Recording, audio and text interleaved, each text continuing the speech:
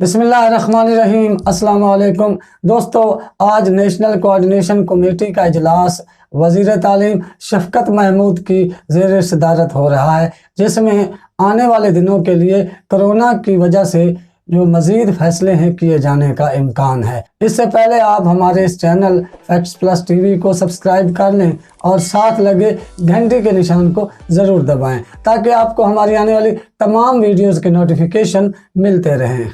इतलात जी आ रही हैं कि आज के होने वाले नेशनल कोऑर्डिनेशन कमेटी के इजलास में, जिसकी सदारत वफाकी वज़ीर तालीम शफ़क़त महमूद कर रहे हैं और चारों सूबाई वज़राए तालीम भी इसमें शामिल होंगे, मुल्क भर में मज़ीद पाबंदियाँ लगाने का फ़ैसला किया जाएगा, क्योंकि कोरोना वायरस की वजह से मुल्क भर में केसेस में बहुत ज़्यादा इजाफा हो गया है, ख़ुसूसन पंजाब में।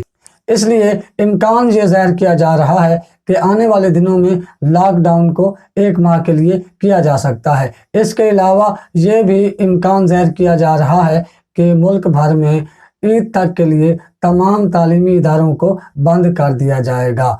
जो भी तफसीलात होंगी वो नेशनल कोऑर्डिनेशन कमेटी के इजलास के बाद हतमी तौर पर पता चलेंगी, मगर अंदाज़ा ये लगाया जा रहा है कि आज के कोऑर्डिनेशन कमेटी के इजलास में तालीमी इदारे बंद करने और मुल्क भर में लॉकडाउन लगाने का फ़ैसला किया जाएगा। ये बहुत अहम फ़ैसले हैं, क्योंकि लॉकडाउन से मुल्क की मुआशी सरगर्मियों पर असर पड़ेगा और तालीमी इदारे बंद करने से बच्चों की तालीम पर बहुत बुरा असर पड़ेगा। इससे पहले भी लॉकडाउन और कोरोना की वजह से जो बच्चों को छुट्टियां दी गई थी, उससे बच्चों की तालीम का बहुत ज़्यादा नुकसान हो चुका है।